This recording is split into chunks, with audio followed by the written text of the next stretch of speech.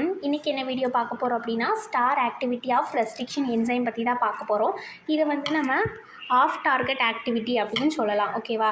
இந்த restriction enzyme வந்து அந்த டிஎன்ஏவோட சிமிலர் சீக்வன்ஸில் போய்ட்டு கட் பண்ணோம். பட் அது வந்து நான் ஐடென்டிக்கலாக இருக்கும். ஓகேவா? அந்த ரெகனைசேஷன் சைட்டில் வந்து சிமிலரான சீக்வன்ஸில் போய்ட்டு கட் பண்ணோம். பட் அது வந்து நான் ஐடென்டிக்கலாக இருக்கும்.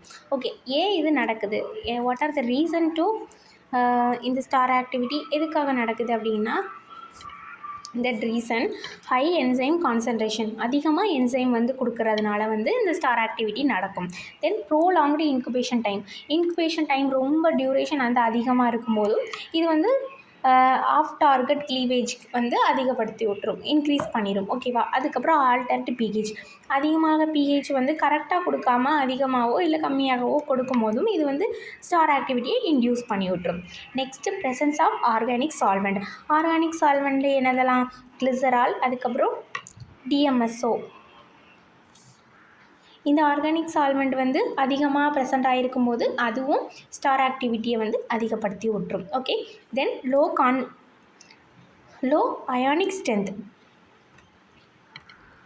சால்ட்டோட கான்சன்ட்ரேஷன் வந்து கம்மியாக இருக்கும் போதும் அது வந்து பஃபர் கூட ரியாக்ட் ஆகி என்சைமோட ஸ்பெசிஃபிசிட்டியை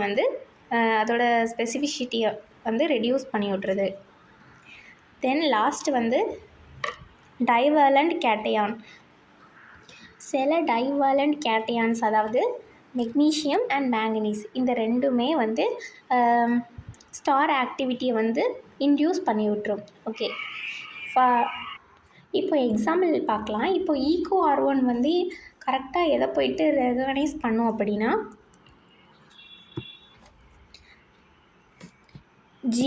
GAATTC இந்த சீக்வன்ஸை தான் போயிட்டு ரெகனைஸ் பண்ணும். பட் ஸ்டார் ஆக்டிவிட்டி அதில் வந்து கண்டிஷன்ஸில் வந்து AAATTCயை போயிட்டு ரெகனைஸ் பண்ணிடும். அப்படி இல்லைன்னா GAATTAவை போயிட்டு ரெகனைஸ் பண்ணிடும். ஓகேவா? இதை வந்து மறக்கிறாதீங்க, ஞாபகம் வச்சுக்கோங்க.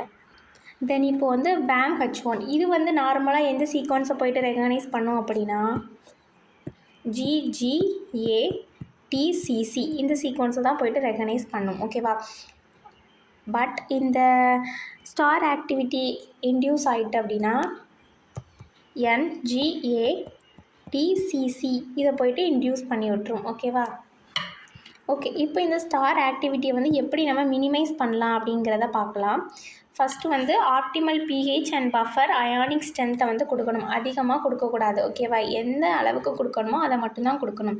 தென் என்சைம் வந்து அதிகமாக வந்து கான்சன்ட்ரேஷனில் ஆட் பண்ணக்கூடாது, லிமிட்டாக தான் ஆட் பண்ணணும். ஓகேவா? மினிமம் கான்சன்ட்ரேஷனில் தான் என்சைம் இருக்கணும். தென் ரொம்ப அதிகமாக இன்குபேஷன் வைக்கக்கூடாது. ஓகேவா? நெக்ஸ்ட் வந்து கிளிசரால் கான்சன்ட்ரேஷன் வந்து ஹையாக இருக்கக்கூடாது, ஒரு 5%க்கு கீழே இருக்கிற மாதிரி நம்ம பார்த்துக்கணும்.